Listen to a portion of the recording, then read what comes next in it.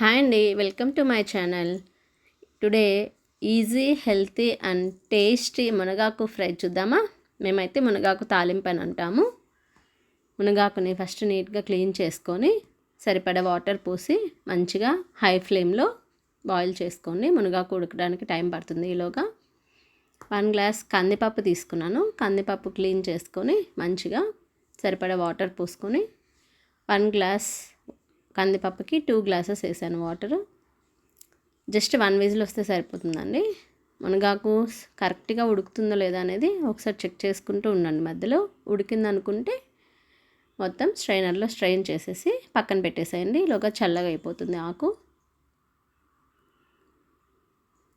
So చల్లగా అయ్యాక మంచిగా వాటర్ అన్నీ పిండేసి అలా పొడి వేసుకొని ఒకటేసారి పొడిగా చేసుకుంటూ పక్కన పెట్టేసుకోండి. మొత్తం అంతా నీట్గా పిండేసుకోవాలి. మునగాకు మనకి మెత్తగా సాఫ్ట్గా పేస్ట్ అయితే అవ్వదండి, అది చాలా హార్డ్గా ఉంటుంది ఆకు. సో మనకి మినిమం ఉడికితే సరిపోతుంది. వగరు కూడా పోతుంది వాటర్లో మనం పిండేస్తున్నాం కదా మొత్తము. ఇలా మొత్తం పిండేసి కొంచెం ఇలా పొడిగా చేసుకుంటూ పక్కన ఉంచేసుకోండి. తర్వాత బాండీలో సరిపడా ఆయిల్ పోసి తాలింపు గింజలు, ఆవాలు, జీలకర్ర, కరివేపాకు మొత్తం వేసి తర్వాత 1 కప్ ఆనియన్స్ వేసానండి నేను. అంటే 2 స్మాల్ సైజ్ ఆనియన్స్ తీసుకున్నాను. ఇక్కడ ఆనియన్ ముక్కలు అనేవి కొంచెం పెద్దగానే ఉండాలండి. సో ఇవి కూడా వేసేసి మొత్తం సాల్ట్ కొద్దిగా వేసేసి కలిపేసుకుంటూ ఉండండి. ఆనియన్ అనేది కొంచెం బాగా మగ్గాలి, లేదంటే మనకు క్రిస్పీగా తగులుతూ ఉంటుంది తినేటప్పుడు. కాబట్టి మంచిగా మగ్గనివ్వండి. ఒక 2 మినిట్స్ తర్వాత చూద్దాము. ఆనియన్స్ మొత్తం మంచిగా మగ్గిపోయాయి చూసారా. ఇప్పుడు కందిపప్పును చూద్దాము.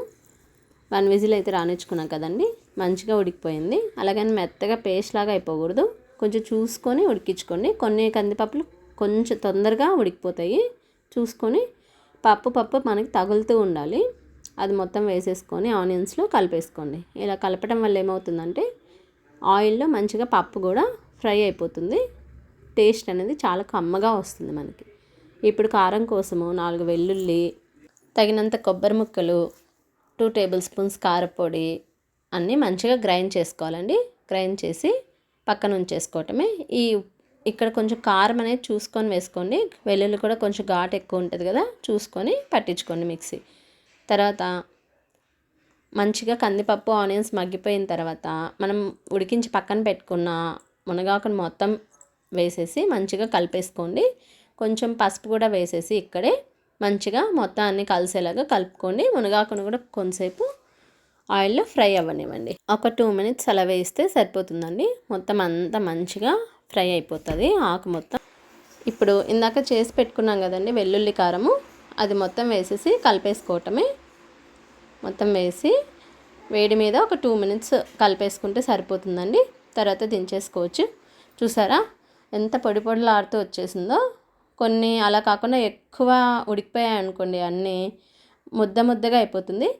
సో ఇలా పొడిలాడుతూ రావాలంటే నేను చెప్పినట్లు ట్రై చేయండి.